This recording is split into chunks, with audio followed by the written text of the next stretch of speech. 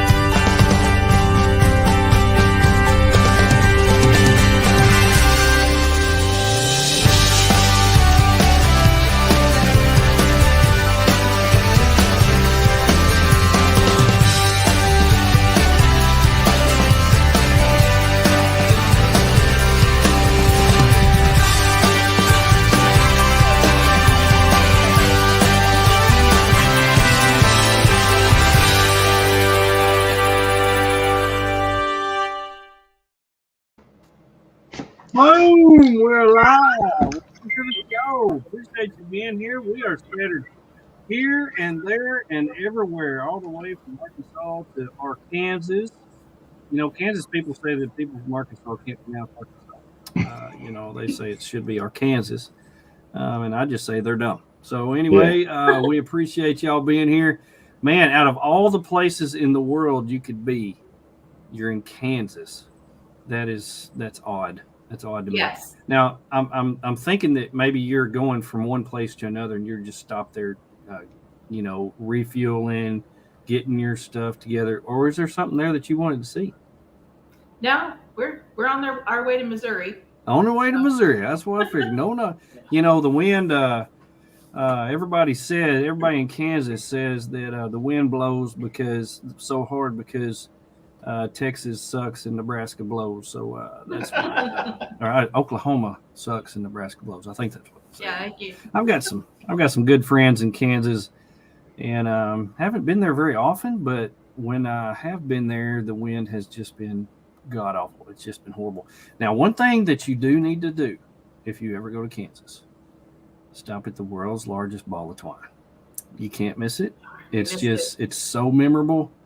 I'm telling you, you will never, ever regret it. I wish I had the picture. It is incredible. It's incredible. So anyway, if you're ever going that way, I appreciate you being here on the show tonight. Tony, what's going on, Tony? Not much, man. Not much. It's just been a hectic week. Tony has said to me more than once that work gets in the way of a good time, and it's been that kind of a way all week. Aaron, appreciate you being on here. We have the one and only Mason Berry joining us. Mr. Majestic. Appreciate you being here, Mason. Mason actually watched some of my videos from his tent yesterday, which is my old tent, which is just like Tony's new tent. So it's Mason found out how good an X-bed is yesterday. He took out the mattress out of the tent and put his X-bed in there, which is a 4-inch inflatable memory foam. And if you put 4-inch inflatable and memory foam together, that's heaven. It's just heaven. That's just heaven. So, Arla, what's going on?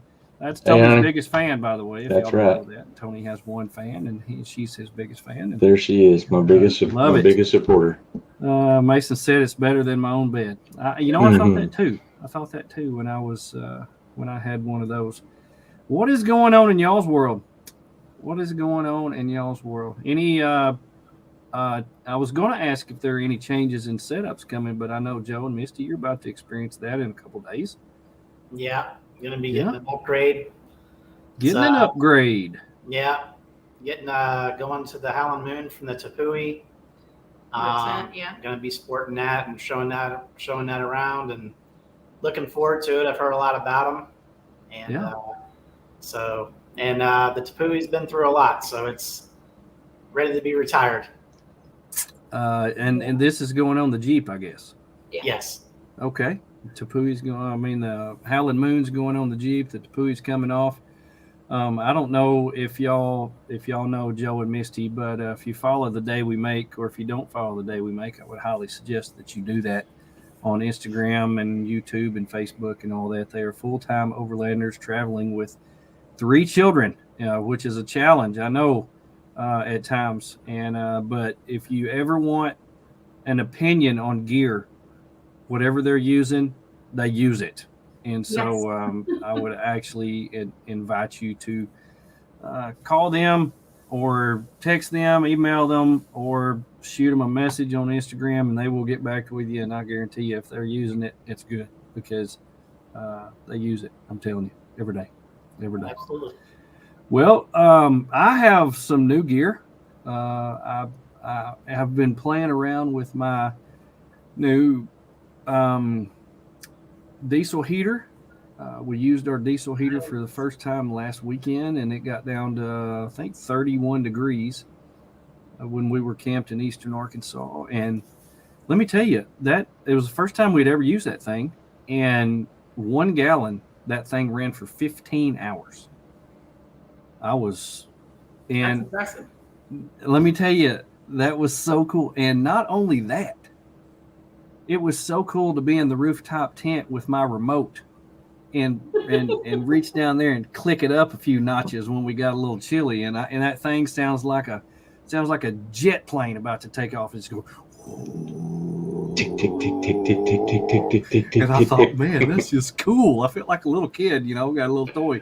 But my wife's in love with that thing. I mean, just absolutely in love with that thing. It blows so hard, blows so hot. And if there's one thing that she hates to be, it's cold. Yeah. So she just absolutely loved it. I wired up my Honda adventure bike that I'm building. I got some new lights in from Dial Dynamics and put on there, and I wired them up and plugged them in last night, and unbelievable. It worked. It actually came on when I flipped the switch. I couldn't believe it. If there's anything I'm not, it's an electrician. And the craziest thing about these lights, they're made for a vehicle. So the wiring harness was about 30 feet long, and I only needed about 3 feet, but everything was joined in the middle. And so it was a switch, a place that went to the battery, and then a place that went to the 2 lights. And I had to take this wiring harness apart at the center and not get the wires mixed up, and put everything back together and shrink wrap it all, put it back on there, and pray to the Lord Jesus that it would work. And my prayer was answered. I couldn't believe it. And they're just amazing. No pressure. I love it. Absolutely love it. So anyway, I've got some new toys I'm playing with. Also got me a Zero Breeze air conditioner, which it's not really the time of year for that, but they sucked me in with the Black Friday deal. So been playing around with that a little bit too. Tony actually was playing around with his diesel heater. How did that go? Yeah, it went good. We finally got the remote control paired up, so it was working. And Arla took the hose and was putting it in her shirt, and out in the driveway, was playing with it, and it was fun. Oh man, it was so cool. I'm kind of curious to see if anybody has hooked up a Y in the hose and ran it to 2 tents. Yeah, I saw your question come in on that, and I've got a friend that I can ask about that. We're actually going to try the hose that came with ours is crap. I mean, It's just crap. It's about 3 foot long, and it will not stretch. And I'm thinking, why would I run something for 3 feet? It's stupid. If I'm going to run something, it's going to be about 15 feet. Yeah, I see you got this hose there. Same hose I got. It's stupid. It's stupid. It's not near long enough. And I sent my buddy Albert, who completely rebuilt the tent that Mason's got now. He's an engineer, and he had installed one on his trailer. Oh, by the way, we're talking about trailers tonight. And I said, what kind of hose did you use to run into your tent? And he said, an RV crapper hose. And I said, oh, that's genius. So, I was wondering, I saw your picture, and I was wondering what that was. Yeah, it's a RV crapper hose. and they're made very well so that it won't melt. And so I bought a 15-footer, but you can get Ys for those. You can get a Y for those. Yeah. And run it to 2 different tents, because I know on your trip that you're about to take, you're going to be taking 2 different vehicles, and I'm assuming you only want to use 1 heater. You'd be assuming, right? Yeah. 2 heaters. Yeah. So if you could run a Y, and then that'd be a lot of hose, though, bro. A lot of hose. Where are you going to put all that hose? Yeah. I mean, they collapse down, but still, that's a lot to store. I mean, when we had our big trailer, we had a box that was just for those hoses, and then you have to have a place to put it. So yeah, or you throw it in a PVC pipe. There you go. Slide it into a PVC pipe and cap it. Or the bumper or something. Your roof rack or something. That's true. Oh yeah. All right. Chad, welcome. Chad's out there in Kansas. Hey, Chad. Hey, Chad. Chad's out there close to the Big Iron Overland rally where the Big Iron was. He's out there by Big Brutus. Are y'all anywhere close to Big Brutus? We are down in Pittsburgh, Kansas tonight. Okay. Yeah, we were in Cherryvale. Okay. Yeah. That's not too far from Brutus. Is that where all the mountains are in Kansas? I mean, compared to the rest of Kansas, yeah, they'd be mountains. Very mountains. If it's 3 foot tall, they're going to call it a mountain in Kansas. High altitude. Yeah. Oh man, I tell you what, this has been a crazy week. And just to let everybody know, if you saw that we posted yesterday that we were having this show tonight, that's because I was supposed to work tonight and it got canceled. So Chad says you're just north of him about 40 minutes. So that's pretty cool. Y'all are close to him. Got canceled. We decided to do a show tonight. And this show was really sparked by a trip that I took last week, and I actually got to stop at an RV place down in Denton, Texas, and got to see for the very first time 3 of the trailers that I have never seen before. An OBI, a Taxa. I got to see some of the Taxa stuff that's made in Houston, Texas.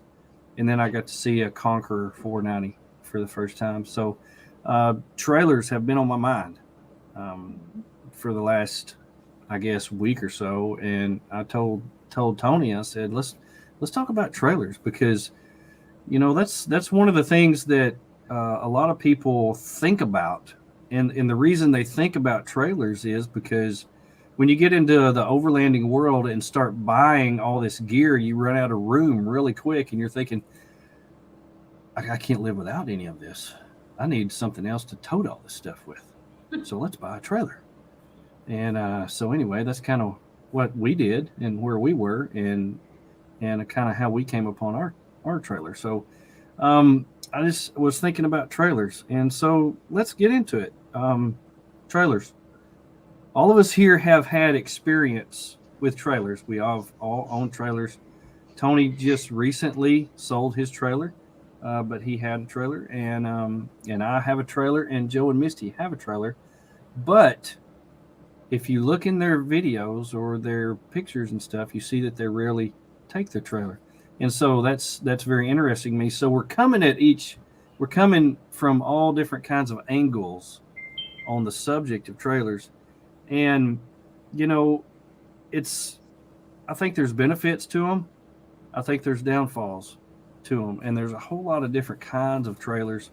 And I want to talk about those too later on. But, without getting into a lot of specifics, Joe, Misty, what was the reason in the beginning? Tell us about the conversations you had. We need to get a trailer. What were the reasons behind wanting to get a trailer in the beginning? I think a lot of it was what you covered. It was a platform to have stuff or gear and different stuff you need. Something with some 4 walls, because we knew we'd be in diverse environments, a lot of inclement weather at times. So it'd be something that we could get into if we needed to, if things got too crazy. Yeah. So for us, especially with the amount of people, it was mainly a platform for more food, more water, and we have to have gear for 5 instead of 1 or 2. So, and gear for all different environments. So I'd say that was the main driving force behind it. Yeah. In addition, Tony, what was some of the conversations you had? Misty, do you have something to add to that? Yeah, we were transitioning at the time. This was a little over a year ago. We were transitioning from full-time RVing to overlanding. And because of the kids, we were concerned about safety and about inclement weather and things like that, and the additional gear. And so that's why we decided to go with a trailer initially. And we got it ironically, for our older daughter, really, because she had no interest in tent camping whatsoever. Zero. Yeah. I mean, zero. So we get the trailer mainly for her, and she didn't sleep one night in it. The other 2 did. The other 2 kids did.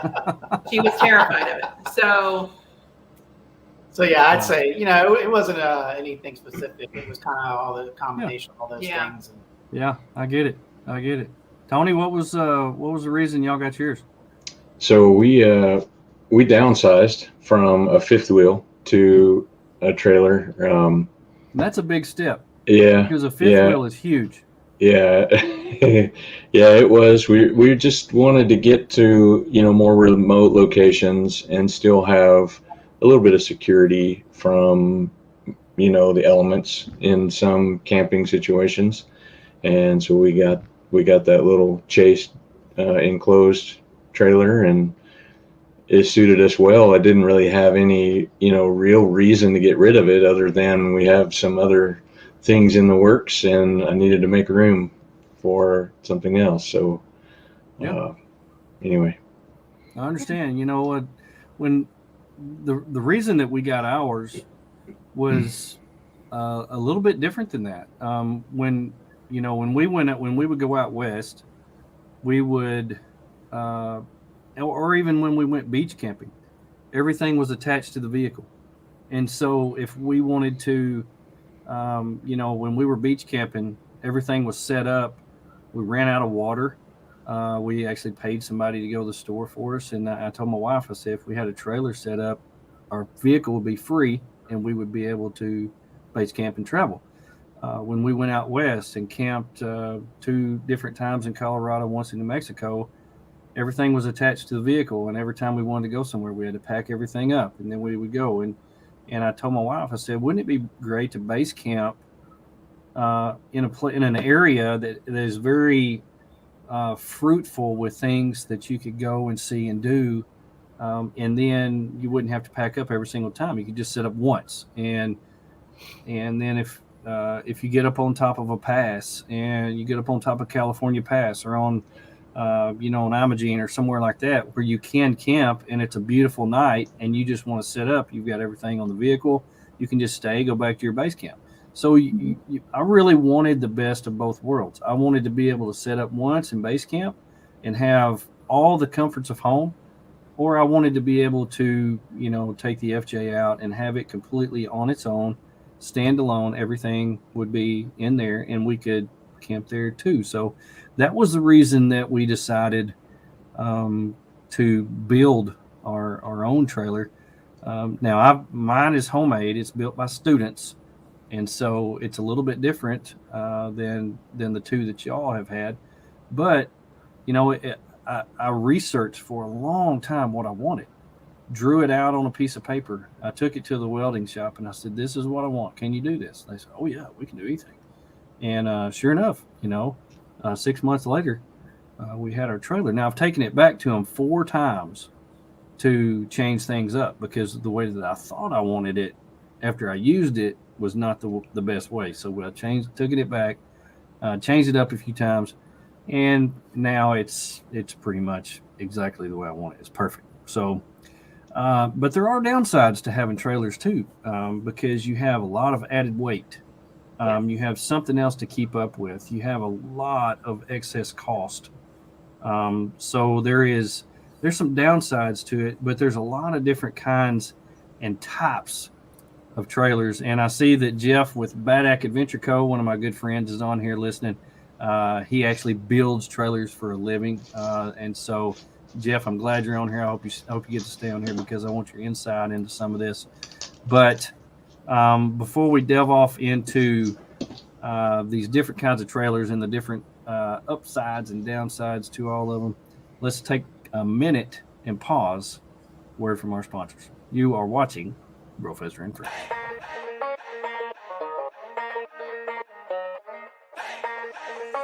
Hi, I'm Barry Henderson with Turtleback Trailers. I'm Adam with Okie Overland. This is John with Long Creek Overland. I'm Drew with Rock Squash Design. I'm Casey with US Action Track. Hi, I'm Joe. And I'm Misty from The Day We Make. I'm here with Dustin Ogg from Oakley Overland. Hi, I'm Jeremiah from Overland Pioneer. Hi, we're Jessica and Jorge with Live with Wonder. It's Chris from Brooder Exp4. I'm Misty from Lady Overlander Radio. And you're watching. And you're watching. And you're watching. Are watching. And you're watching. From yourself, where Mr. Over, and And watching BROfessor and Friends. BROfessor and Friends. BROfessor and Friends. Joey the BROfessor and Friends. BROfessor and Friends. BROfessor and Friends. This is the BROfessor and Friends. BROfessor and Friends. BROfessor and Friends. Sponsored by Artemis Overland Hardware in Springfield, Missouri. More Expo, April 8th through the 10th, 2022. Big Iron Overland Rally, first weekend in June of next year. US Action Tracks, Blue Sail Coffee Roasters, Linson Solar, Howling Moon Tents and Awnings, and our good friends at Long Creek Overland. Thank you for joining our show. Let's get this party started.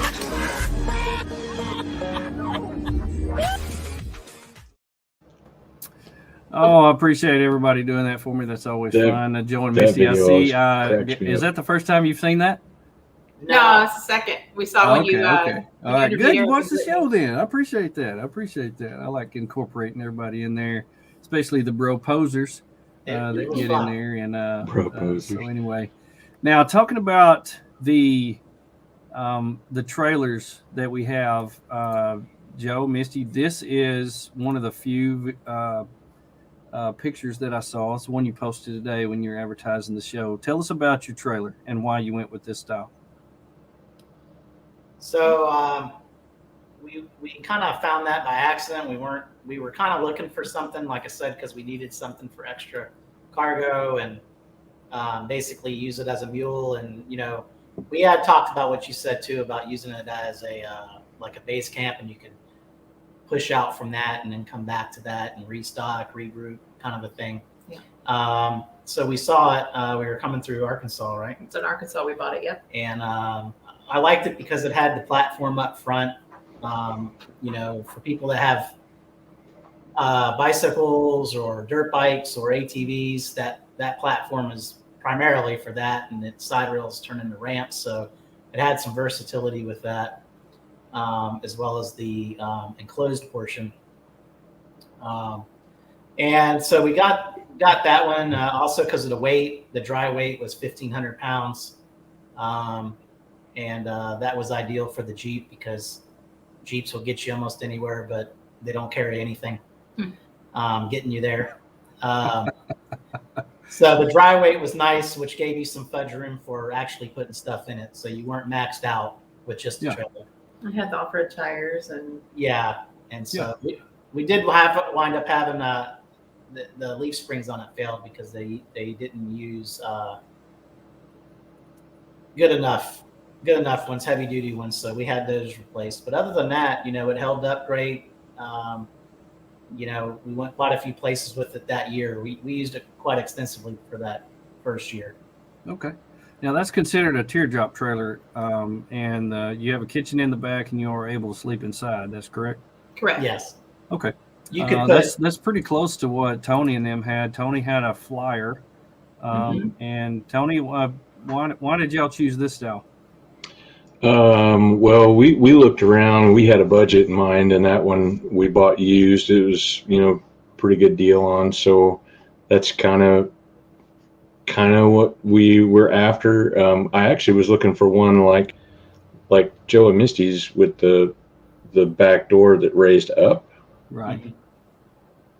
Because I wanted an awning. The one that we have had the two back doors open to the side. We didn't have the kitchen. Of course, we had the back of the Jeep fitted out for the kitchen. So, it worked pretty well.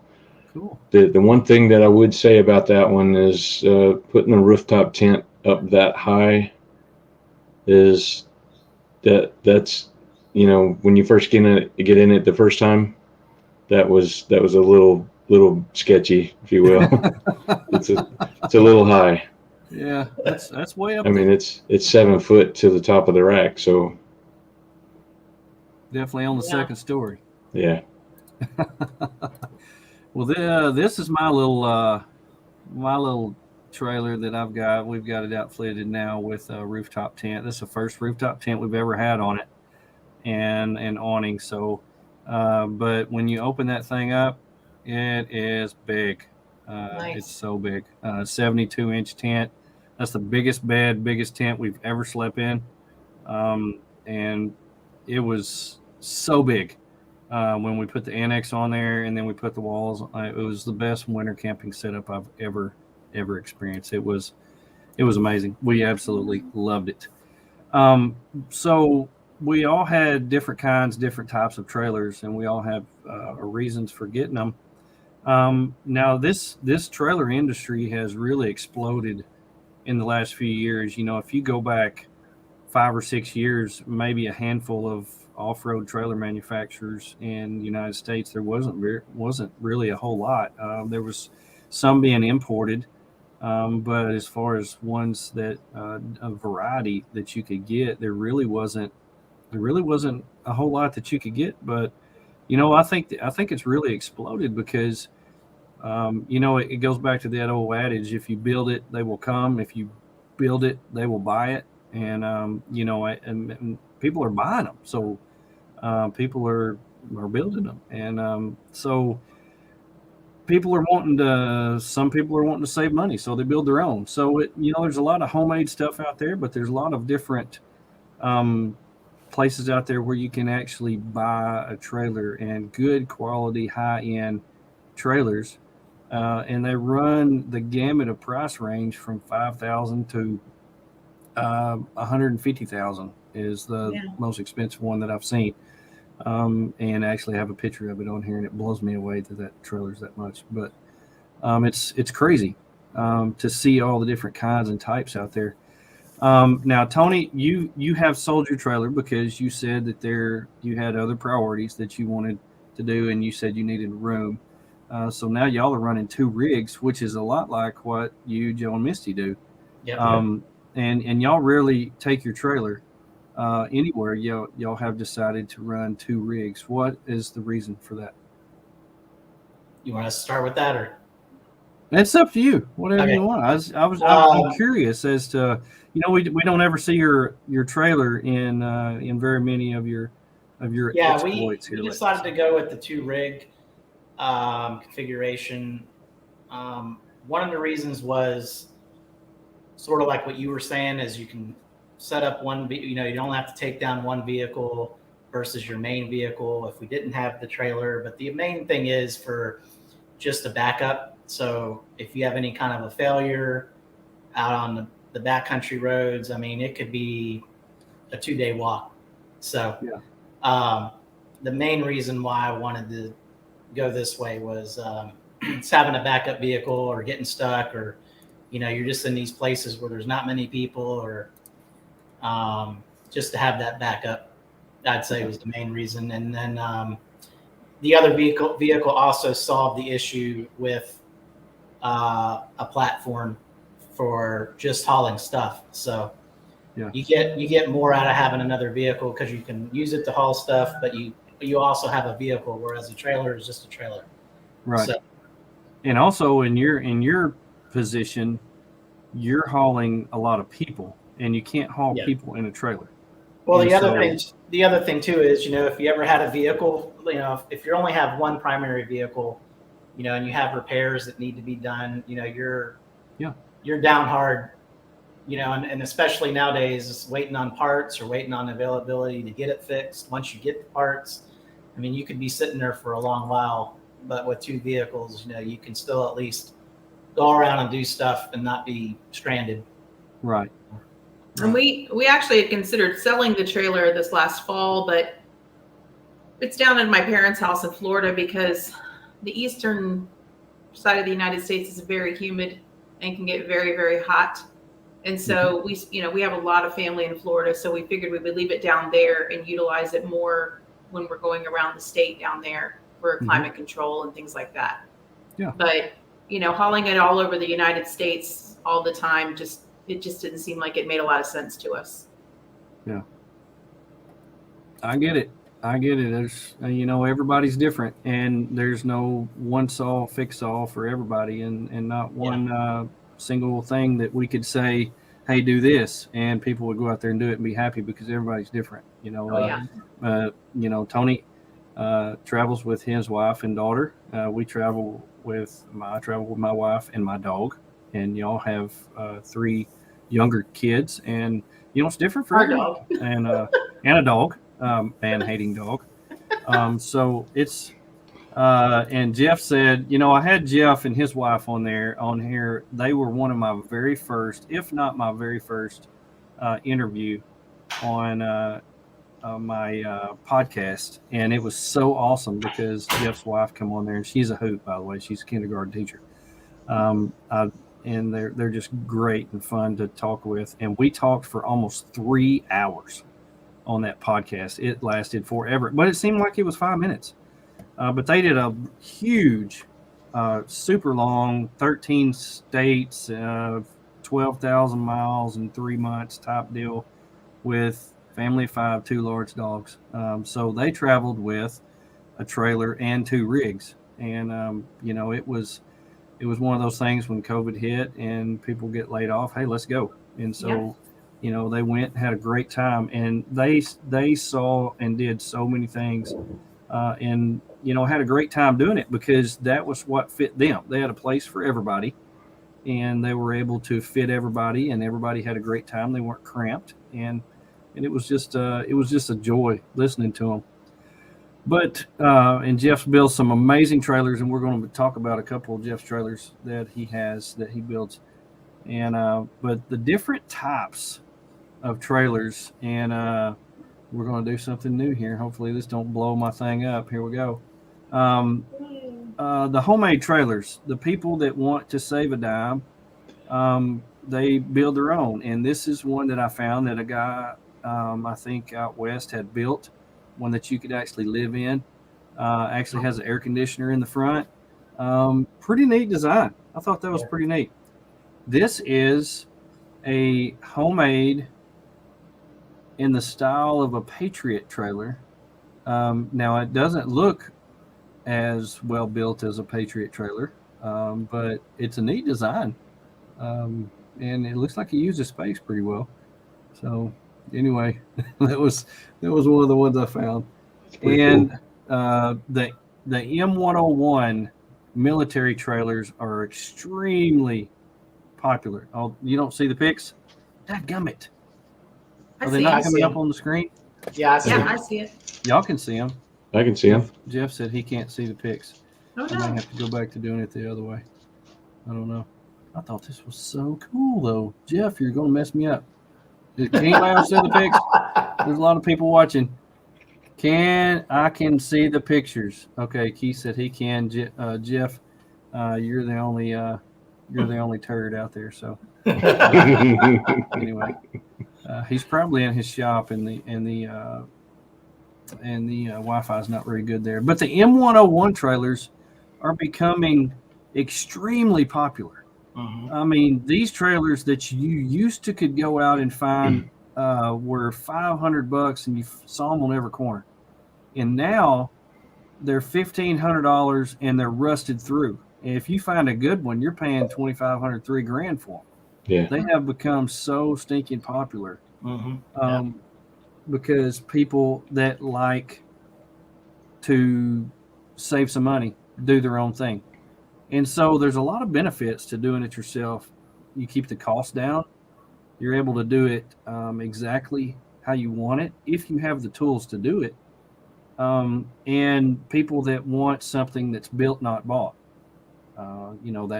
If that's your philosophy, then that's the route that you're going to go. But the downfalls are it could take you a lot of time to do it. It could take you 6 months. It could take you a year. It could take you a lot of time. you may need to buy some tools. So you don't have all the tools that you need to build it. You have limited knowledge. You may not be a welder. You may not be an electrician. You may not be a fabricator. And so you may have to get some help to do it. And also, you don't have a warranty. So if something goes wrong and you built it, guess what? You're going to have to fix it. Yeah. So, there's a lot of ups and downs. What do y'all think about the small homemade trailers? You see a lot of them out there, I'm sure. Yeah. Like you said, it's definitely because of the popularity and the barriers of entry as far as cost for some of the more well-known companies and those brands. That's going to set you back a pretty penny, and so a lot of people are doing exactly what you said. So, and we see, it's probably 50-50. We see some of the name brand ones, and we see a lot of homemade stuff out there. So, yeah. I really like the M101A5s. I used to have one, and one of the things I liked about it the most is it had handbrakes on it that would lock the wheels. Yeah. You don't have to carry the wheel chocks around or stuff like that. You can just lock the brakes and it wouldn't go anywhere. My trailer is actually built on an M101 axle. So the buddy that I had upgraded his suspension and gave me upgraded axle and his suspension and gave me the axle. And so my trailer's built on a 1946 M101, and it had this big long thing, which I found out later was the handbrake. I had no idea what this big long cord was that was attached to it. And I took it up there, and the welder said, "Oh man, that thing's got a handbrake on it." He said, "We'll make that work." I was like, "Sweet!" Yeah, I'm so excited. Yeah. So it's pretty neat to have a little piece of history, and everybody's talking about love having their trailer. It's one thing. It's not for everybody, but the people who have them and use them, it's hard to find somebody that don't really like it. For us, it's having to figure out, when we first got it, we thought, man, we got all this room. And then the second time we went out, we thought, why do we have so much stuff? Because we were trying to pack everything in there and take it all with us. And we were like, man, we don't need all this. We don't need all this stuff. You don't need 17 Coleman stoves. You only need one. Why do you have to take all of them? It's just, you have to figure out what you use and leave it there. Just because you have the room doesn't mean that you can take that or need to take that much more stuff. It just gives you an option to base camp or to get it out of your vehicle, depending on what you want to do. My wife says I have to have my Oz tent chair and my Mad Mats. Yes, she does. Oh my gosh, she's got an Oz tent chair. We have some really small chairs that are just perfect, and she hates them. And she wants to take that Oz tent chair, and I swear it's the size of a small couch, and put that thing in the FJ, and there's no room for anything else. And she hates it when we just take the FJ because she said, "Did you bring my chair?" No, I didn't bring a chair. Well, we need to take the trailer so I can bring my chair. Sounds like you're going to have to add that second rig to your configuration. She's going to have to start bringing the Orange Crush along. Yeah, exactly. So moving on from the homemade trailers, we get into the small, rugged, lightweight trailers. So we've got the Schutt. Schutt makes the X-Venture trailers, so they're light, they're open. You can put rooftop tent on them. You have a battery box in the front with some propane. And then on the right here, you've got the new trailer that Jeff from Badak has come up with. He had this at Rendezvous. It's just a small place for you to put stuff in. It had a long tongue on it, so you could tote it anywhere. A battery box. I believe it has some solar with it, and a rooftop tent. So it just gives you that option to base camp in a very easy way without having to tote a lot of weight. These are perfect for people that have old Jeeps that have crappy engines that can't pull the hat off your head. Suzuki Samurais, there's a lot of Subarus out there. Now I'm seeing Subis all the time. Jeff's little trailer is perfect for those. So a lot of benefits on these. Price is very affordable. The weight is way down. You can take them anywhere. Very easy to set up. And a lot of them you can even use an awning. On the Schuts, you can use an awning. The downfalls, there's not really a lot of space in there, so you can't take the kitchen sink. If you like carrying a lot of gear, if you're a overland hoarder, you can't take all your stuff with you. And your gear's out in the weather a lot of times, and it's difficult in extreme weather because you have no place to get inside. So, there are downfalls. What do y'all think about these trailers? I think they're practical, and like you said, the advantages, it's light. And I think the advantage too is it's simple. Its simplicity is something that's nice because, there's not much to it, and so there's not much that can go wrong. Right. That goes a long way sometimes out there is simplicity, where things aren't complicated, less things to fail and things like that. So. Yeah. Jeff says this GH5, which we have on the screen now, is 550 pounds dry weight. So that's one of the lightest trailers that I've ever seen. Yeah. So that's great. He says you could even pull it with a side-by-side. So, I don't know if we have any side-by-side people watching. I know there are people that overland that have side-by-side. So if you want to do side-by-side and base camp with your side-by-side, you could pull a trailer like this. We actually saw some rooftop tents on side-by-sides at Rendezvous. So I guess that's a thing now. I don't know. Yeah. I'm not in that loop. So that's pretty cool. But I like these smaller trailers. Jeremiah Oshwald pulls one of these X Ventures all over the world and loves it. He Overland Pioneers. He travels all over the place. And that was actually the original trailer from Overland X. That was the very first one that they pulled when they first started out. So that trailer has been all over the world. And, they're built to military specs, and they're built to last. And I think they're pretty cool. I think another neat thing about them is this segment, too, is just the diversity of it all, and just seeing all the different configurations and ideas that people have had and incorporated into the designs. It's neat to see all the different variants. Yeah, I agree. And I guess if you base camp, you can have an ice maker going all day, Tony. Yes, you can. My wife is after me about getting one of them Snowmaster ice makers so we can have margaritas when we're out.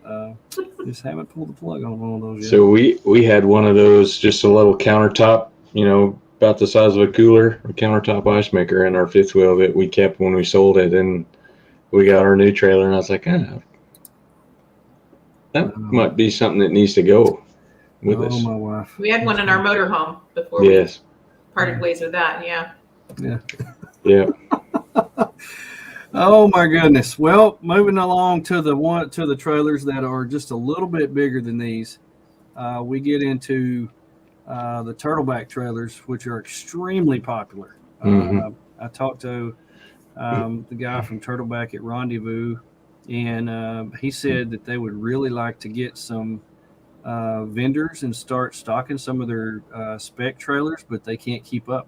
Everything that they do now is made to order, and they can't keep up. They're selling them as fast as they can build them. And you're talking about a trailer here that starts at $28,000. Yeah. And so, $28,000 and you're still sleeping in a tent. That's a lot of money, and people are willing to pay that so much that they can't keep up. Yeah. Turtleback has a high quality problem. Yeah. Right. Yeah, exactly. But if you've ever seen one of these in person, they are extremely well thought out. They are extremely well built. The suspension on them is top notch. They have hot water on demand, showers have a shower. They come with an awning. They come with a tent with an annex, and the kitchen setup is amazing in the rear. They're just really, really nice and easy to pull. And I've seen these trailers pulled just about down any trail that you can go down. Mm-hmm. They're very versatile. And if you're wanting to get off grid, they're a good choice.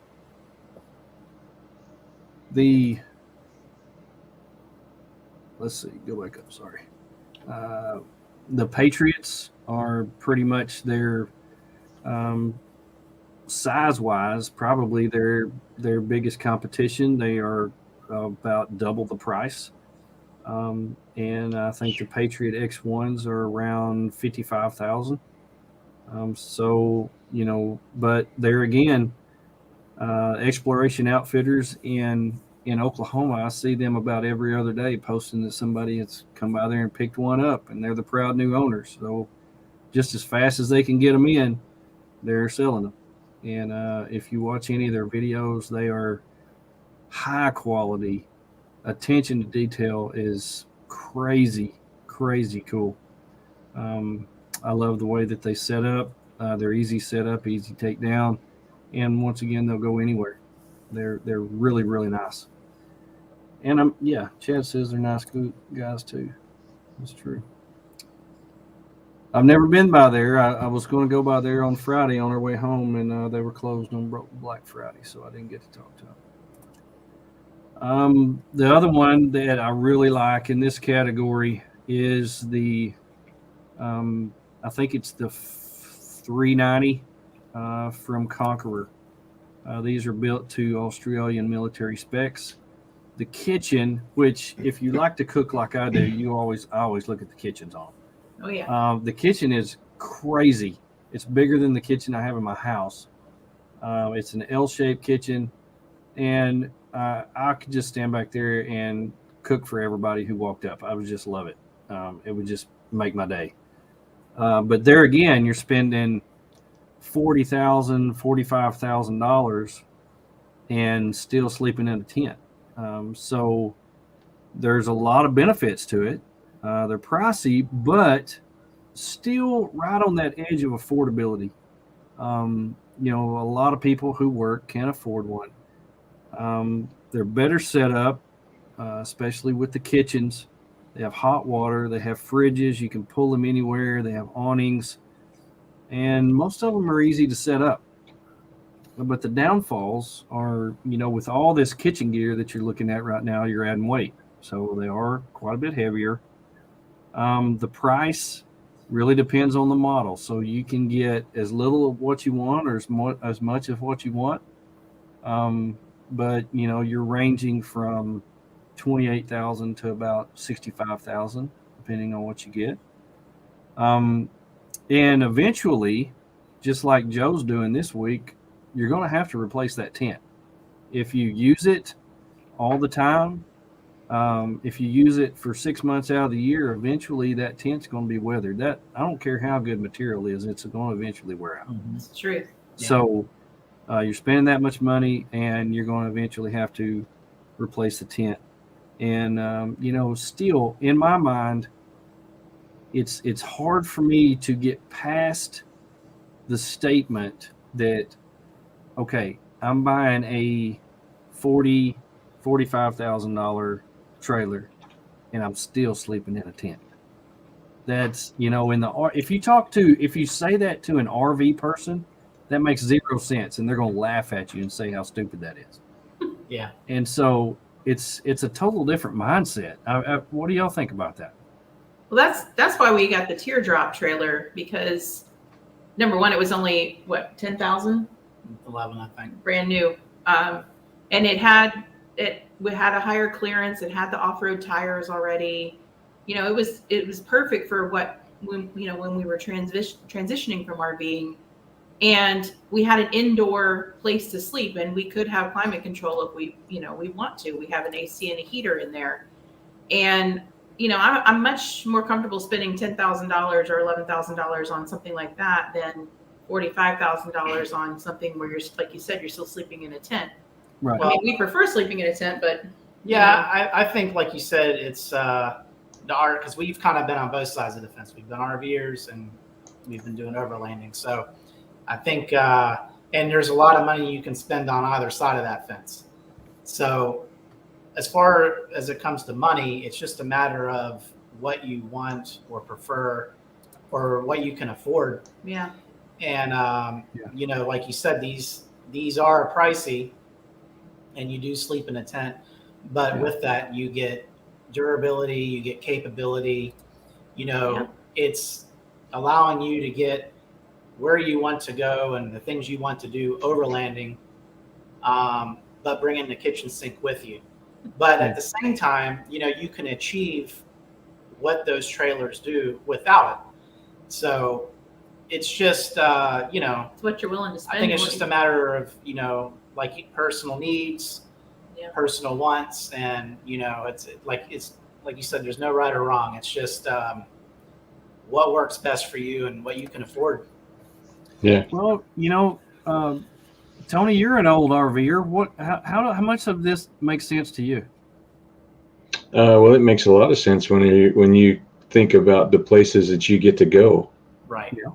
Somebody with a travel trailer or fifth wheel, they're so limited. You're having to stay in state parks or national parks or private parks or KOAs and spend $50 a night on top of, you know, all that other, when you can take these trailers and sleep for free in the national forest when there is one. Right.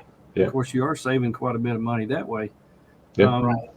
And so you know, and it also depends on what you're going to be doing. If you're just a weekender, you know, if I'm just going out for a couple days, 6 months out of the year, whatever, I'm getting some that will only take me a minute to set up. I'm not getting something extravagant. But if I'm living in it full time, I'm going to really look for a lot more comfort levels, you know, because you can set up for 15 days or 30 days, depending on where you are in a spot. So if I'm going to set up for 15 days, I don't mind an hour setup or 30-minute setup or whatever it takes. You know, the new Turtleback trailers, I got a chance to walk down there and look at them at Rendezvous, the one that was real short and the tent folded over on the ground. If you looked at that tent, it reminded me a lot of the Black Series, because when I first got into this, I really fell in love with the Black Series. I thought, man, a pop-up trailer, that's perfect. But if you look at the Black Series and you watch videos on it, and the awnings that come out front, the inside of the tent, how many poles there are, and they're color coordinated. They're all a different length. And even I can't remember his name from Turtle. Barry. Barry. He said it took him 35 minutes to set that trailer up. So, and that was doing it by himself, and he set it up a lot. So, you know, even if you're used to doing it, you're doing an hour's worth of work in 35 minutes. That's a lot. That's long for me. That's a long time for me. Yeah. So if I want to be setting it up for 5, 6, 7, 15 days, I don't mind that. But if I'm setting it up today and moving tomorrow, I'm not doing that. Nope. I'm not doing that at all. Right. So it depends on what you're going to be doing with it. It's something to consider. There's a lot of things to consider. So, you know, especially with the ones that are rooftop tent, all of us know what it takes to set up a rooftop tent. You know, if you've done it 1 or 2 times, it takes you 15 minutes. If you've done it 100 times, I see Joe set up his tent. It takes him like 9 seconds. And so it's incredible because he sleeps in it every single day. And so, you know, when you do it, you know exactly what to do. You know where everything is. You know where all the holes are. You know what this, that. You know where to position your vehicle. You know, the 1,000 different things you have to think of. It just comes natural, and it takes 0 time. And so if you buy one of these trailers that have a rooftop tent, you're going to have to be dealing with that, and you're going to have to get used to that. But a lot of these trailers not only have a rooftop tent, they have an annex attached to the rooftop tent. So you've got another thing that's added on there. And a lot of them have these new trailer tents like Aaron has on his Turtleback. It's a trailer tent from Howling Moon. It's got its own awning. So you've got all that to deal with. You're just adding weight, you're adding time. And if you don't do it every single day, which if I had that, I would not do it every single day. But there's so much to consider when you think about it.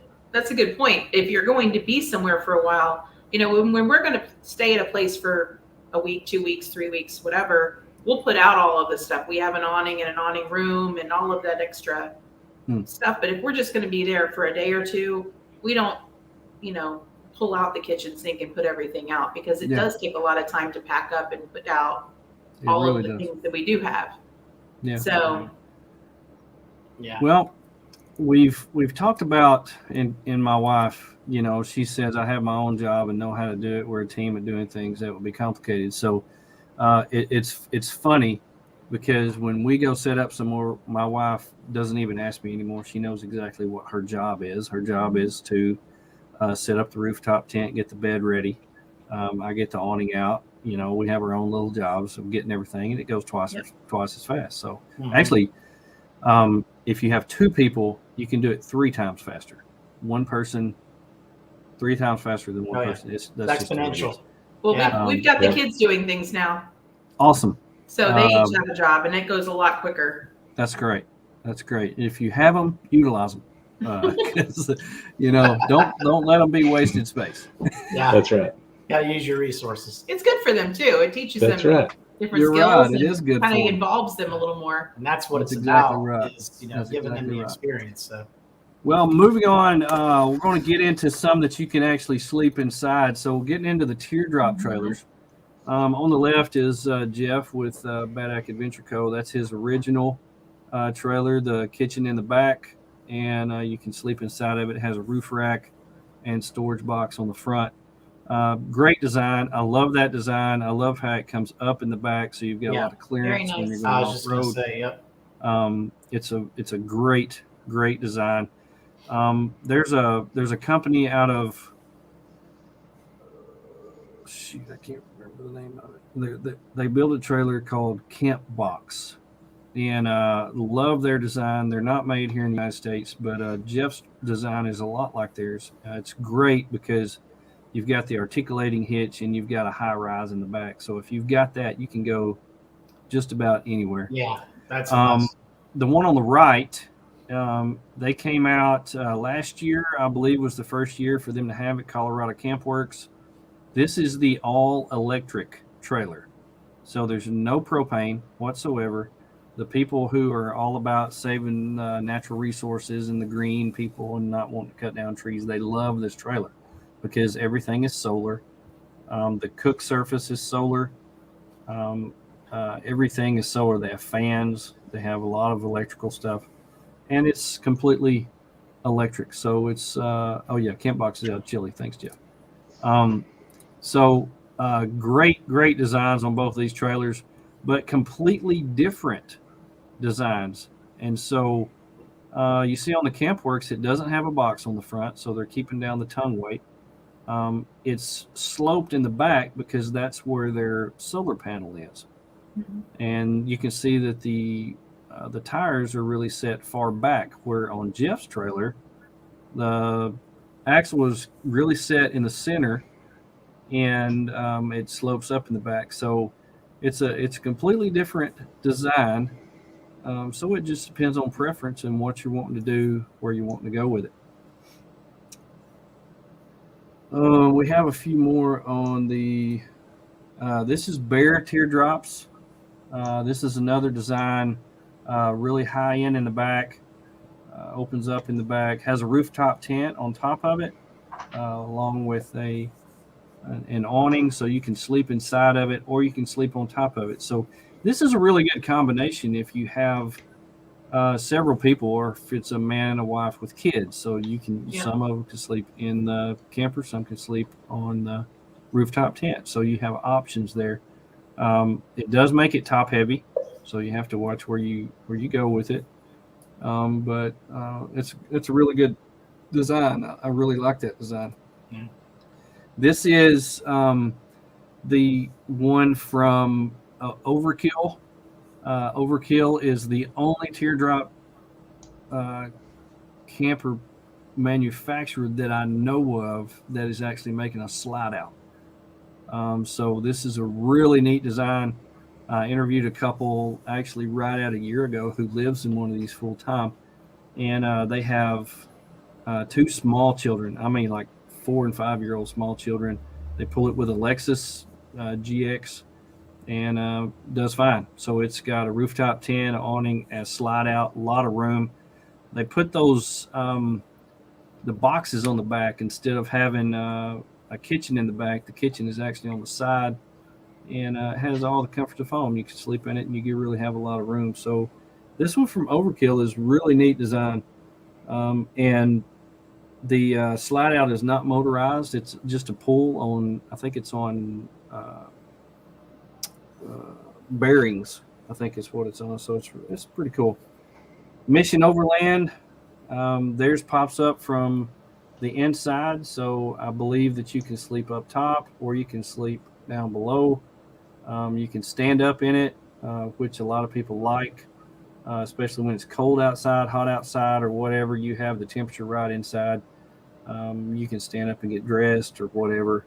And I like the way that they're wrapping these tents, so you can get anything on there that you want. So you could get a giant bro pose, which I would highly recommend on the side if you get one of these trailers. It would be like the best, coolest trailer out there. And so Mission's doing pretty cool. Now this one, this one was at Rendezvous. So this is the new Valkyrie Overland Micro Habitat. This one is made a lot like the new campers that you put in a full-size truck. It has the sliding roof, so you can slide it back and stand up in it, or you can slide it the other way and make a bed so people can sleep downstairs, upstairs. Really, really cool. ValkyrieOverland.com. They have a great video on this trailer.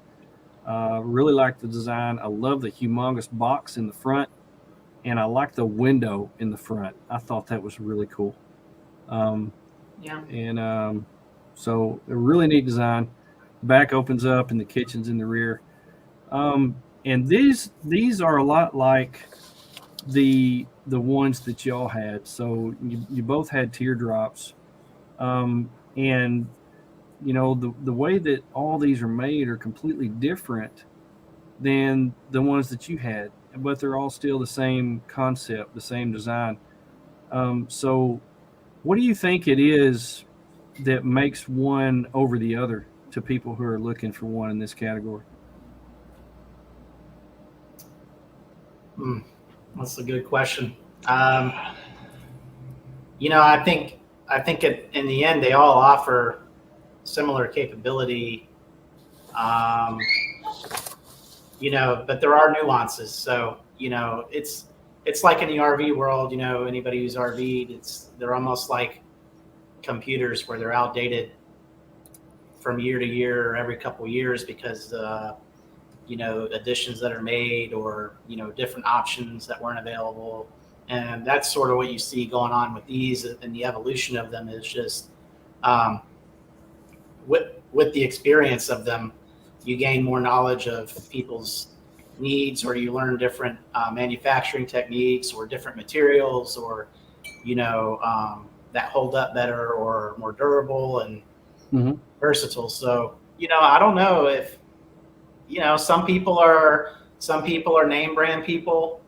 Yeah. I don't think it's any one thing. You know, some people, they gravitate towards a name, you know, more aesthetics. Some people just like shapes or, you know, colors, you know. So I don't know if it's necessarily like one's better than the other as far as what it offers. It's just what features it has. Or you know, a lot of it is like you just haven't been exposed to these other configurations, and you know, you only know what you know. So, and then you go with that. So I think it's a variety. I don't think it's any one thing. Yeah. Well, Tony and I are both OCD. So I think it's going to be like, what is the new hotness? A lot of it is that. Yeah, that's what I'm saying. Appearance. Yeah, just the aesthetics of it. Some people, the shape, the colors, you know, pop up, no pop up, You know, it's just and we've seen it's like everything in this game. It's just really you have to find, you know, what works best for for where you go, what you do, how you do it. Yep. You know, people go different, you know, some people stay in certain environments or some people go in varied environments. You know, I've seen people carrying, you know, kayaks or bikes, a lot of people with mountain bikes. So the way it's configured and you can stow that sort of stuff, that's what you're going to go with. So, or solar, you know, some people like to mount their solar on the platform. Some people just break the panel out and set it on the ground. You know, it's all preference. I think what the industry's doing is kind of they're recognizing all of those things, and you know, you can only put so much on one version of these. So different companies will kind of branch off, and then that becomes really popular. So then other companies, you know, kind of emulate that with their own model, and it's just they're kind of feeling it out as they go too, I think. Yeah. You know, so the industry will drive. The industry can drive preference. True. In a way. You can definitely tell on a lot of these, the people who are making them, whether they overland or not, or if they're getting ideas off somebody else.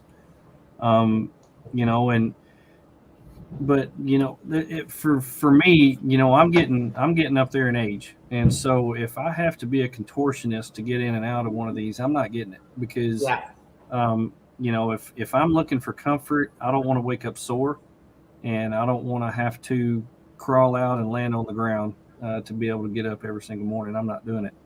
No, that's a good point. That's a real good point because younger I've had people. A lot of people it may be better for them. For those of us who are older, like Larry says, it's a must to be able to stand up inside of them. For me, if I don't stand up and stretch out every now and then, you know, parts of my body go to sleep and they don't wake up for weeks. And so it's just one of those things. You have to get something where it fits you. If you don't have a place to get outside and change, trying to change inside of one of those if you can't stand up. Yeah. Well, it's not also, easy. No. Also, I think the big thing too is some people spend more time inside than others too. So, you know, if you're the type of person that you're going to want to be in there longer, you know, something that has more wiggle room, like you're talking about, standing up, and maybe you can cook in there or you can do something else in there, you know, that's better for you. Whereas other people, they literally just sleep in it. And outside of that, they're never in it. Yeah. Right. So and you know, right now, you know, last weekend we spent a lot of time in the tent a couple nights because, you know, it's getting dark really early. It was super cold outside, and you know, and so we just went up and got in the tent and we stayed up there watching movies from 6 in the evening till 7 or 8 o'clock the next day. Now that's not normal for us because we like being outside, you know, and I like the awning. I like the awning with the walls. I like the kitchen being outside so I can cook outside. I like being able to be outside and do outside. When I got out of that tent after being in it for 13 hours, I hurt. I mean, I just hurt. But like Tony said, you know, we had the annex on the tent, so I was able to get down in the annex, you know, where the diesel heater was blowing. It was warm in there. I could stand up. I could stretch out. I didn't have to be out in the 29 degrees outside. It was nice. So that's what I look for. I look for places where I can get and get my body woke up after being crammed in some, you know, if I've been horizontal for more than 8 hours, I need some space. And so I look for that. And that's the great thing about those annex rooms. You know, they give you that spot that you can get out of the elements, get warmed up, get out of the rain or the cold in the rain, and not necessarily need a trailer like this, you know. So it's just a matter of what you want, you know. Exactly. Nothing wrong with it, either one. Exactly. And Connie says she's got to have her privacy, and that's Yes, true. ma'am. Females got to have their privacy. Yeah, that's So and in an annex in 29-degree weather is so much better than a shower tent. Yes. That does not have a roof. It doesn't a little have less bottom. traffic. So it all depends on what you want, but privacy and warmth, that's our two big things that we're looking at right now, especially till March of next year. Yep. Oh man. So moving on to I called it special trailers that really didn't have a category because they're kind of in between different things. The X3 Patriot was probably number one on my list for right after it came out because it is small where you could pull it. It's lightweight.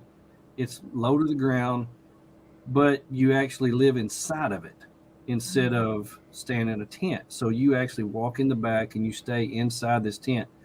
And one of the things that I really loved about this trailer was when you put the walls on the outside of the awning, you can open up the tent where the people that are outside cooking can actually see and visit with the people that are actually inside the camper. And I think that's really cool.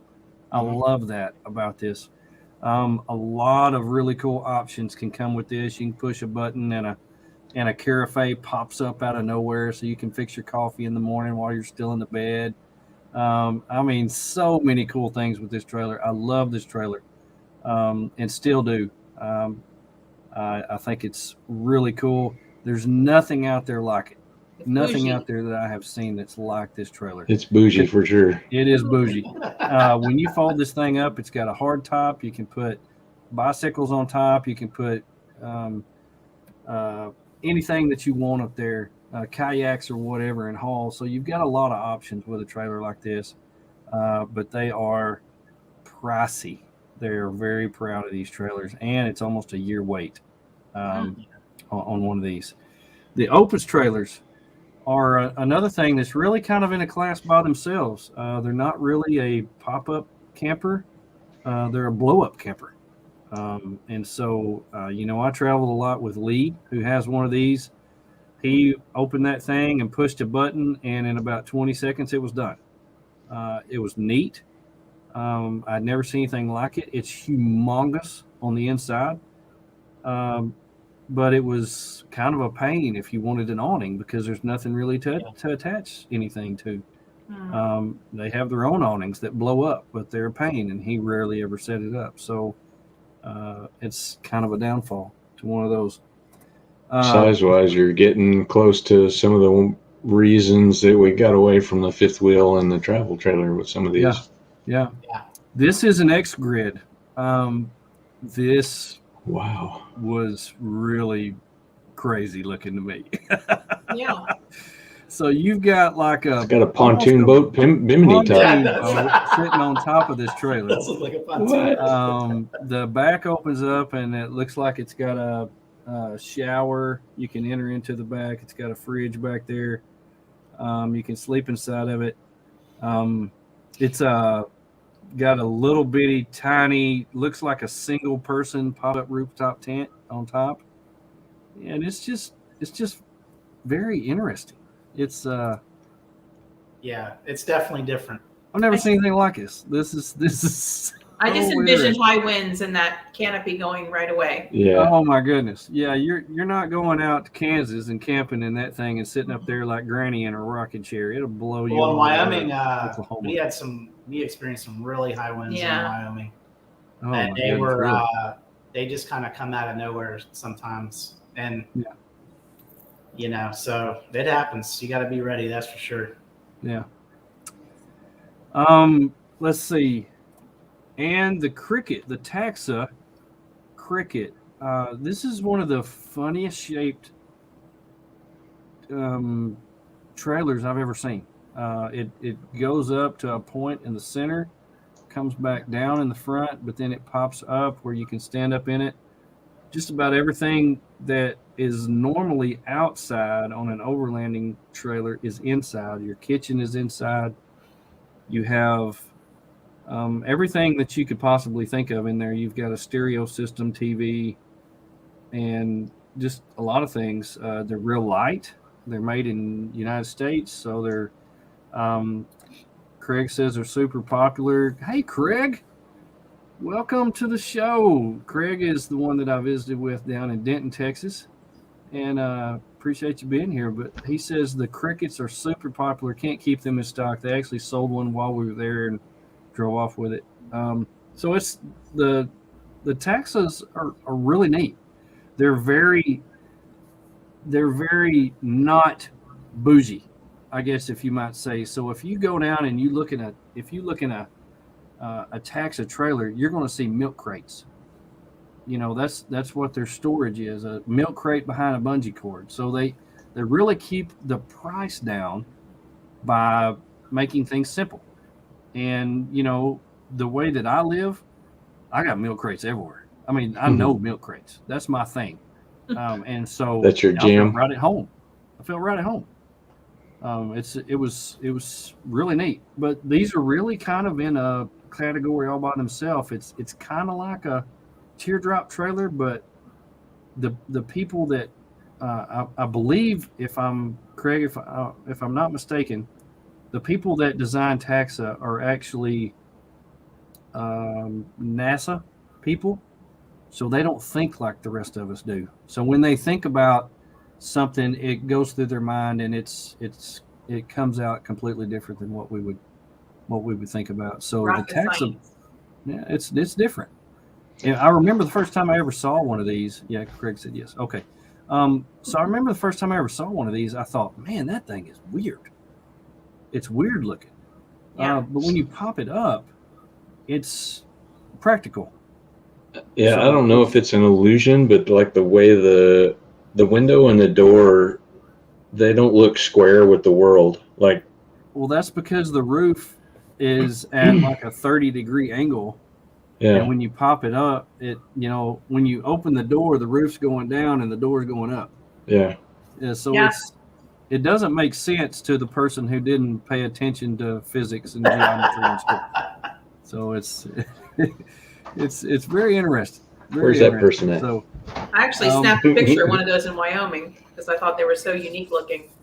yes, well, there's a lot of benefits to these trailers. They're truly a work of art. When you look at them, if you like things that are not like anything else, they make sense to you and you like them. If there's tons of room, there's a lot of different options that you can get to them. You have access to the inside and outside at the same time. They're fancy, and they have really good overlanding capabilities. So it's there's a lot of benefits to those. But when you get to like the Hilton of overlanding, you move into the full size category. So you get into the OP3.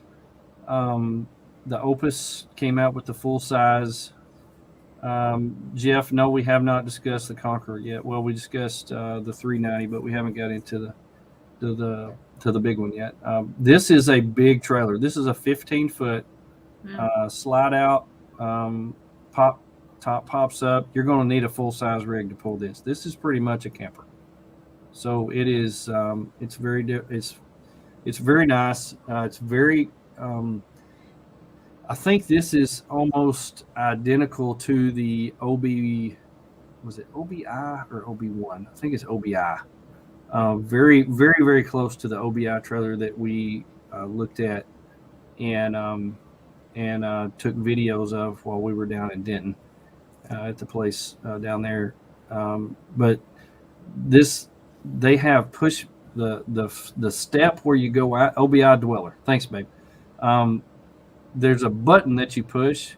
The step on the bottom is motorized and it pops out for you.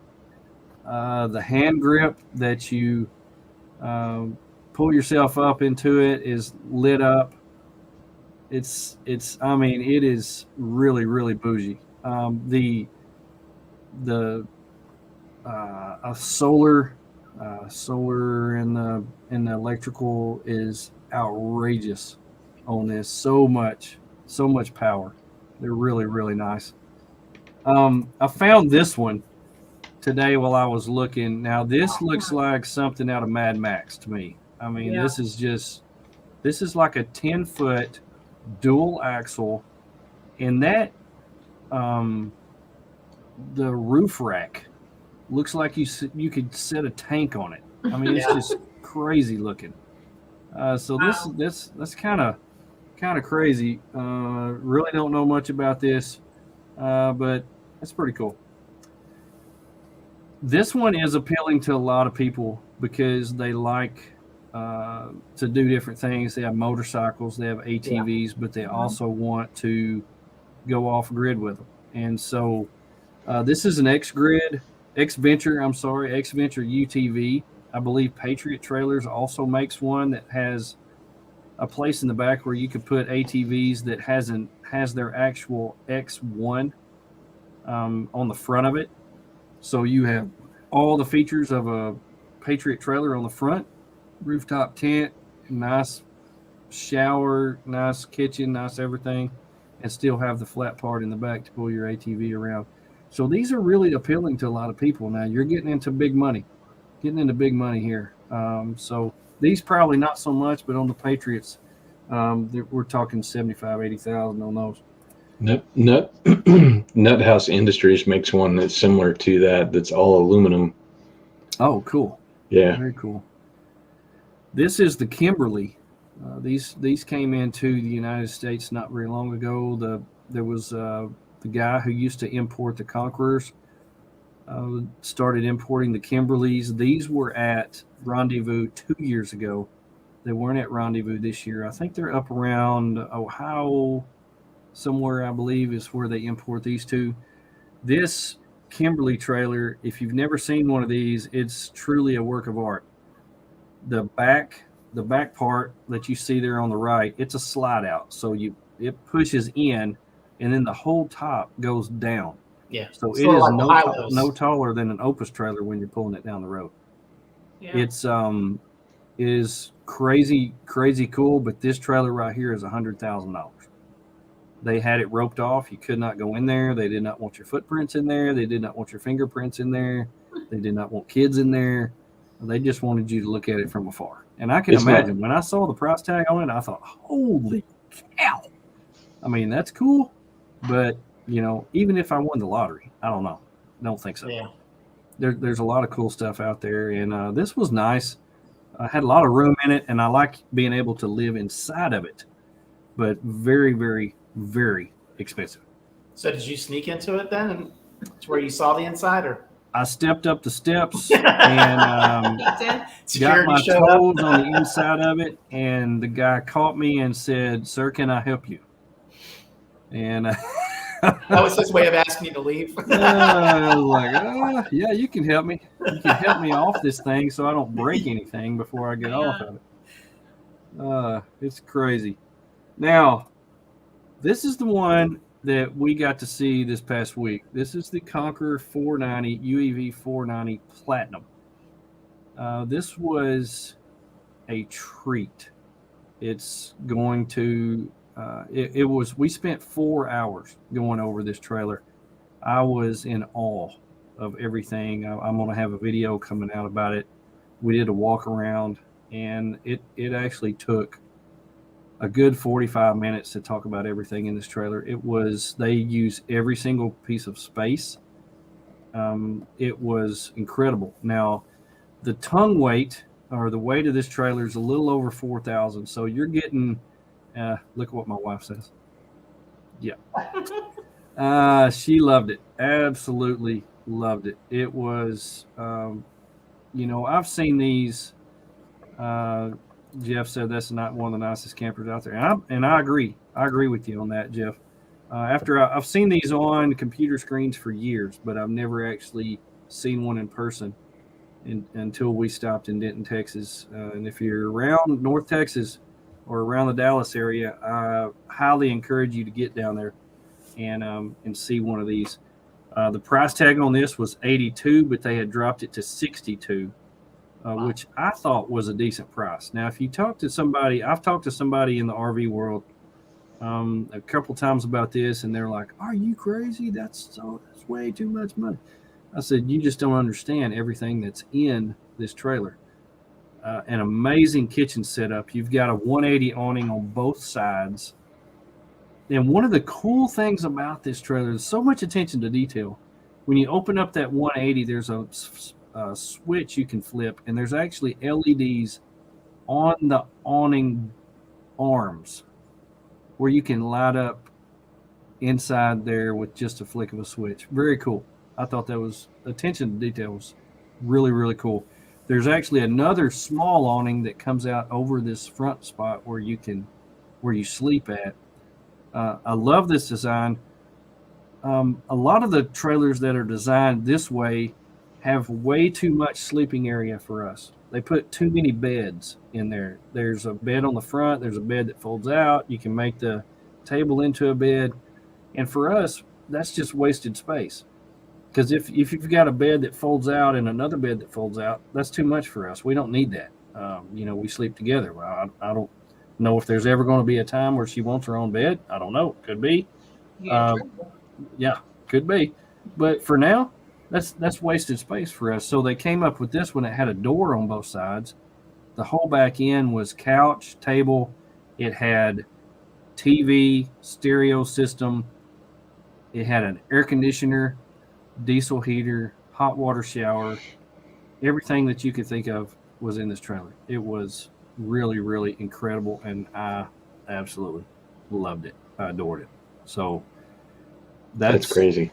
It's really cool. cool. That's how you really feel, Joey. I'm telling you. Don't hold back now. Once I actually saw it, there was not one thing. And, I can usually pick a trailer apart and come up with stuff that I hate or I don't like. This trailer, everything that was on it, I love. There was not one single thing that I did not like. Now, they make a smaller version of this, the 440, which is probably going to be a better size for the FJ. This one is right at 4,000 pounds, so that's right at what an FJ will tow. And I don't want to kill my FJ. I really like my FJ. So if I can get a little bit smaller one that has pretty much the same features, it's pretty cool. We'll see. And I know Jeff's been talking about the Brooder Exp4.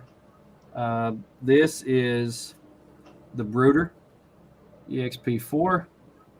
This thing, I believe, is around $165,000. Nope. It is the creme de la creme of Australian campers.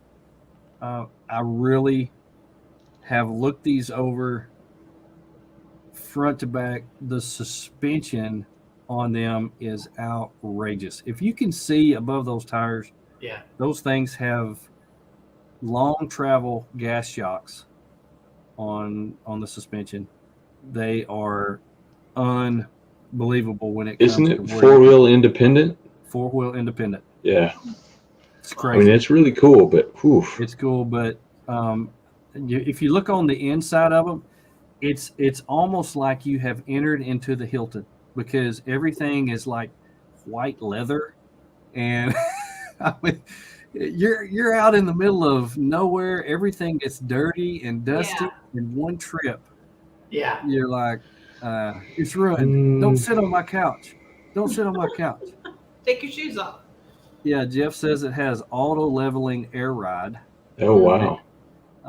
Everything that you can think of is on these trailers. They are unbelievable. But I mean, you're looking at a 13, maybe 14-foot trailer at almost $200,000 when you think about sales tax, import charges, all this other stuff. And I don't know if you can see it, but it's being pulled by a brand new Land Cruiser. So that's the kind of people who pull these, the people who can afford a $90,000 car. So it's in Australia, a small one-bedroom apartment might be $1 million. Could be. But, to each his own. I don't even know if the roof pops up or if you can even stand up in these. So it's it's kind of crazy what you're charging now. Now the material that they use to make these trailers is another one of those NASA deals. It's something that just blows my mind how they can compress stuff and make it harder than a rock. But apparently they're supposedly indestructible. And Jeff says the top does pop up. Okay, thanks, Jeff. Nice. No lie, been there 10, 12 times. Oh yeah, about apartments. But the full size trailers, you got tons of options. You can have AC, heat, pop up tents, slide outs. The engineering is just incredible. You have so much more room. You can stand up inside of them. The living space is not one that you have to fall out of on the ground when you get out of it. Every morning you can get ready out of the elements. They're fancy, and they have good off-roading capabilities. Now, I don't know if where you go overlanding at, but if you have a full-size trailer like this, you're not pulling it through the Ozarks down a trail. There may be some places out in California, I've seen them out there that's just wide open, that you can pull a trailer anywhere. But if you're in Arkansas, if you're in Missouri, Kentucky, Tennessee, you're not pulling these anywhere. You're going to find a big open spot pretty close to the main road, and you're going to base camp with it. Yep. That's what you're going to do. There's really no ifs, ands, or buts, because you don't want a tree branch busting out your $550 window. It's just not something you're going to want to do all the time. It'll buff out. Yeah. It'll buff out. Yeah, it's just a scratch. It's just a scratch. I mean, I've only had it 6 months, and I paid $165,000 for it. It's just a scratch. Yeah. Come on now. Now, I don't know what you drive, but the downfalls of these is a lot of them are really heavy. You have to think about weight. If you travel out where there are mountains, even between here and Springfield, there's pretty good places on Highway 65 that are a toll on my FJ pulling my little bitty trailer. I couldn't imagine pulling something like this. The price, very expensive. You're getting on up there into where you're going to have to, sell a kid or a kidney, anything. And if you're wanting to retire and travel with one of these, you've got to think about it. Can I get this paid off by the time I retire? Or am I going to have to be paying on it for 30 years? Or, how much money am I going to have to borrow? Is that going to keep me from retiring? That's something that I think about. Yeah. I'm at a stage right now. I'm 5 years from retirement. I want a trailer now, so in 5 years I can have it paid for. Because one of the things that keep people from retiring is owing too much money. And I don't want to owe anybody anything where I have to work. I want to be able to work if I want to work. Yep. But if I don't, I want to sit there and drink coffee and, go out and explore, come back, have a cigar, take a nap, and think about the people who are out there working and have a toast to them, Exactly. But I don't want to be forced into having to pay for something just to be able to live. And so that is what I consider when I'm looking at these trailers, because it's something that I want to do. I mean, I have something that's perfect for us right now, but for our forever home in 5 years when I'm retired, and, I tell my wife I'll come back and visit her every now and then. I want something I can live in. And so it's something that I consider. And Joe and Misty, I know y'all have considered this because y'all are retired and traveling full time, and you have done a lot of different things. You've owned a restaurant, you've done things, but now you're just out there living life. And so I know you have to think about these things. If this is what you want to do full time, you've got to consider these things. You've got to consider what I drive, how much it weighs, how much it costs. Yeah. How am I going to make a living, or can I live off what I have? Was that something that y'all talked about for a while? Oh yeah, sure. I mean, to do it like what you're talking about, full time and not working, and, and retiring untraditionally, like, we're not talking like 65, 70 years old, you have to, it's a lifestyle. So, and again, it's not that one is right or one is wrong or one's better or one's worse. It's just, it's a complete change in the way you live and look at things, wanting stuff or experience, we have to choose, if we want stuff or experience. And if you want stuff and experience, then you either have to work more to have both, or you have to be independently wealthy.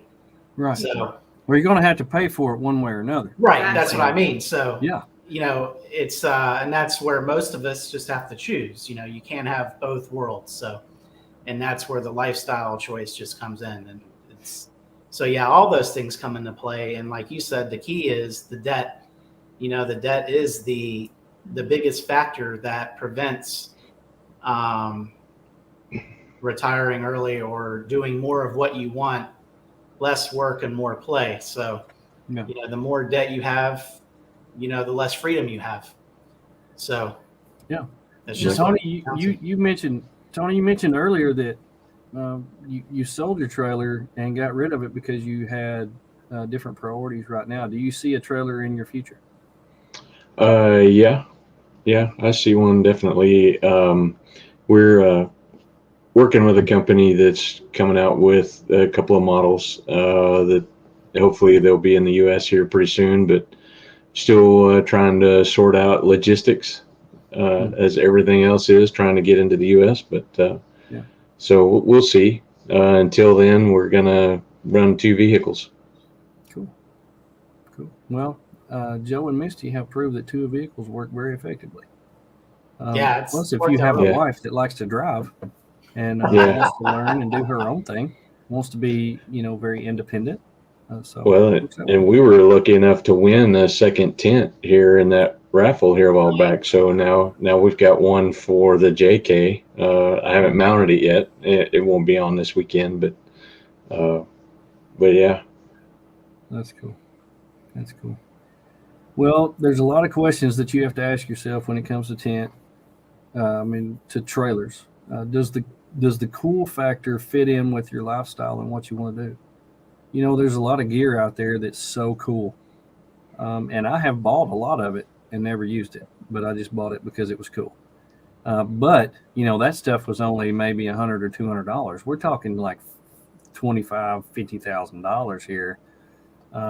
And there's a lot of trailers out there that I just look at. I look at the Conqueror and the X3 and think, man, those are cool, and how awesome it would be to have one of those.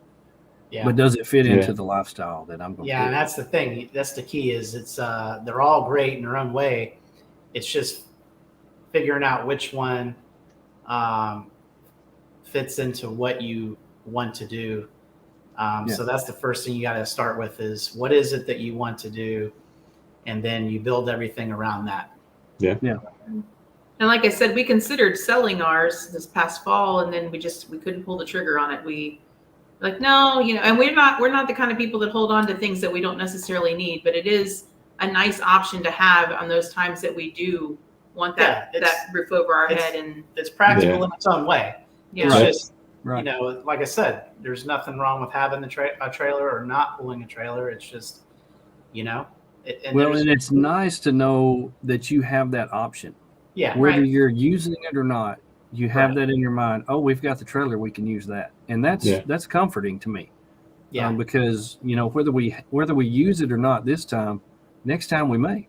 Mm-hmm. And so just having it is comforting to me because it's always an option. If I were to sell my trailer, I could never replace it for what I've got in it. Right. And so if I go to replace it, I'd be out that much more money. And I'm not willing to do that.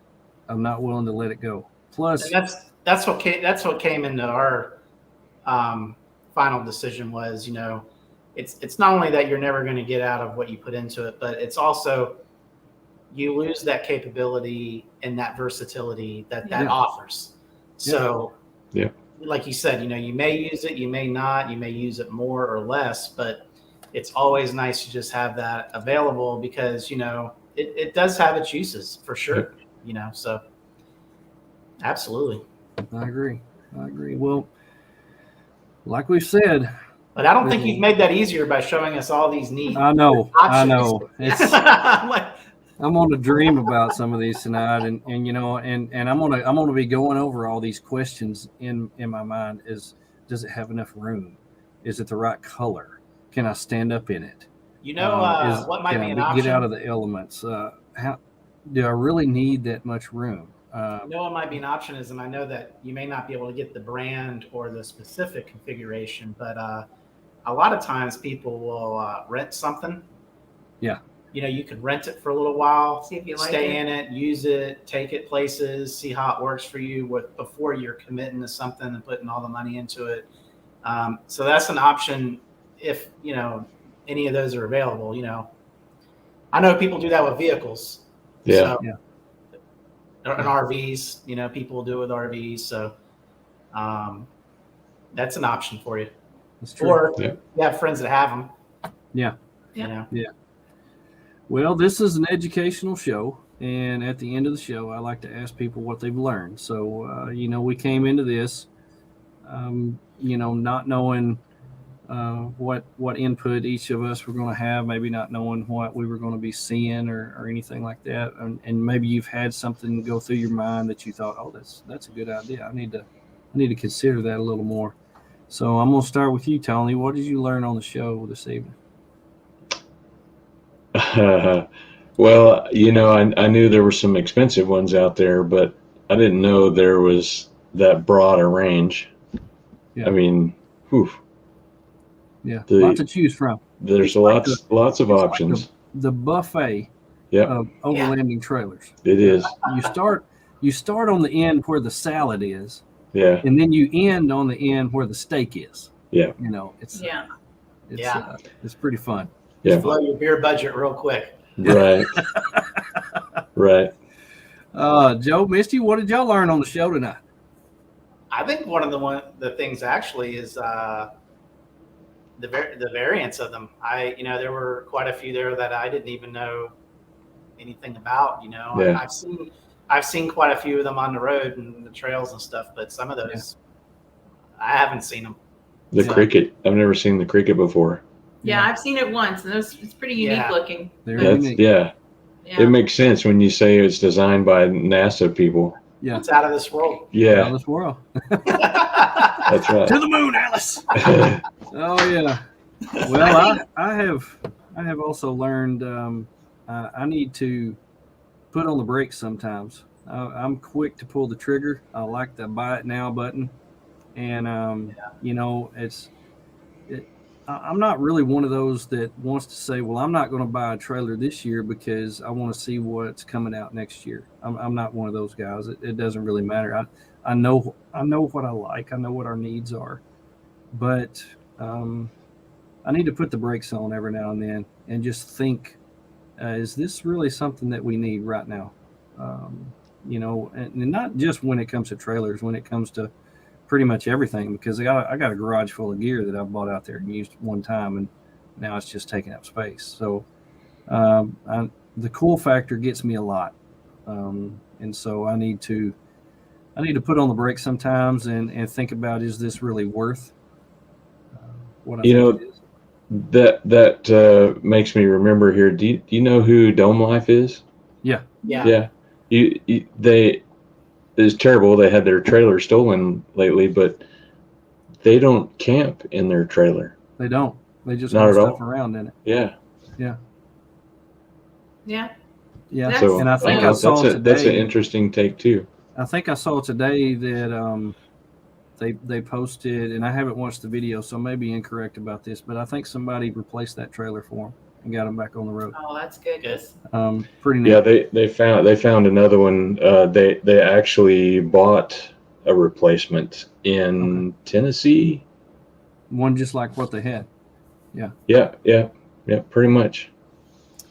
But that's what you were saying about retiring, getting close to retiring. That's those things that you got to think about now. Like you were saying, you have all of this stuff, but if you're not using it, do you really need it? Is it really good to keep holding on to those things and acquiring new things when you're ready to start kind of downsizing and living a simpler life and being able to go out and have more experiences than having a lot of things. Yeah. Well, So I think sometimes you do need You to mean pump the brakes and you kind of guys don't think carry? about- So you guys don't carry your attic full of Christmas ornaments with you? well, I think that was really one of the hardest things in the transition Yeah. Oh yeah. was getting rid of the stuff, all the stuff that you acquire over your life that Yeah. you're invested in. You know, you work for, you know. It's the hardest thing is letting that stuff go. Yeah. And Yeah. because you're so attached to it, because like I said, There's memories with it. You did that. Yeah. You know Yeah. what I mean? So, Yeah. but you can't, again, you know, if you are in a position where you can keep your home and have all the stuff and live on the road, you know, that's an issue you won't have to tackle. But Right. you know, most people, they're going to have to choose, you know, do they want to, and like I said, it's just a lifestyle. So Yeah. it's hard. It's not an easy thing to do because, you know, it's a complete change in the way you're living. I mean, Yeah. It's a doing different things- mindset. You've got to change Yeah. the way you think. Yeah. But, you know, and that's why we did sort of a progression like that too, is not that it was intended to be that way, but, you know, going from a house to a travel trailer, you know, is a whole transition in itself. And then Yeah. going from the travel trailer to this, so that smaller trailer we have is kind of, you know, helped us out with that. That was our because, transition. you know, Right. it's a learning curve too. So, That's true. you know, when you go from a house to an RV, it's a learning curve. You have to learn how to reconfigure stuff, store stuff, you know, and that's only comes through time and experience. And You got to be good at Tetris. yeah, exactly. And, Yeah. you know, and then when you go from the travel trailer to overlanding, it's the same game, but, Yeah. you know, it's having that learning curve. Yeah.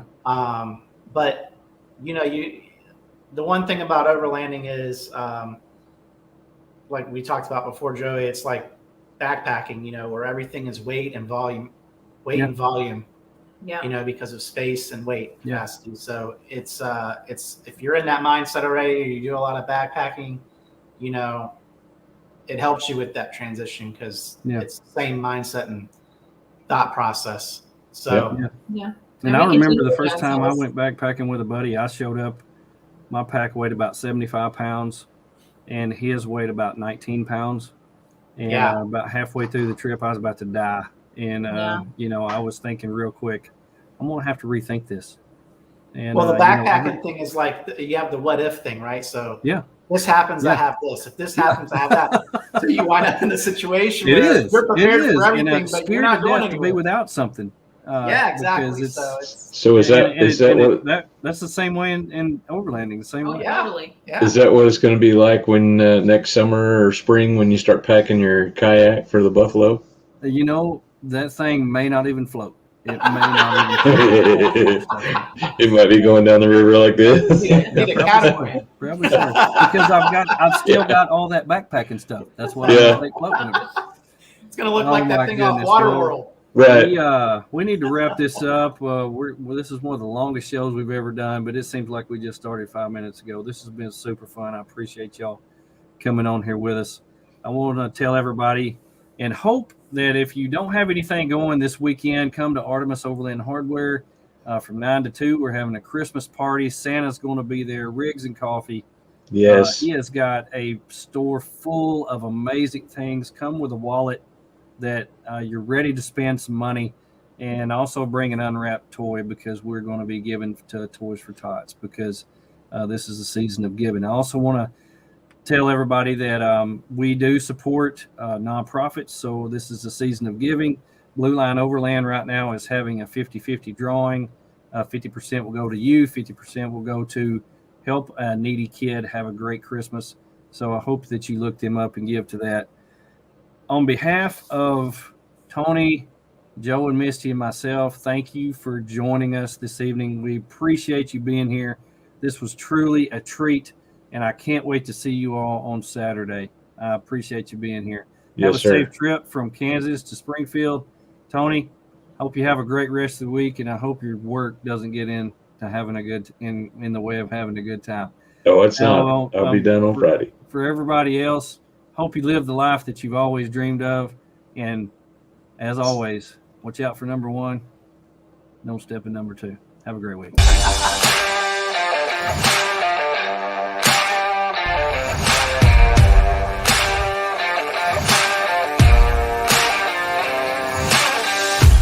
Thank you for watching. BROfessor. Professor and Friends. Joey the BROfessor and Friends. BROfessor and Friends. BROfessor and Friends. To the BROfessor and Friends. BROfessor and Friends. Professor and Sponsored by Artemis Overland Hardware in Springfield, Missouri. More Expo, April 8th through the 10th, 2022. Big Iron Overland Rally, first weekend in June of next year. U.S. Action Tracks, Blue Sail Coffee Roasters, Linson Solar, Howling Moon Tents and Awnings, and our good friends at Long Creek Overland.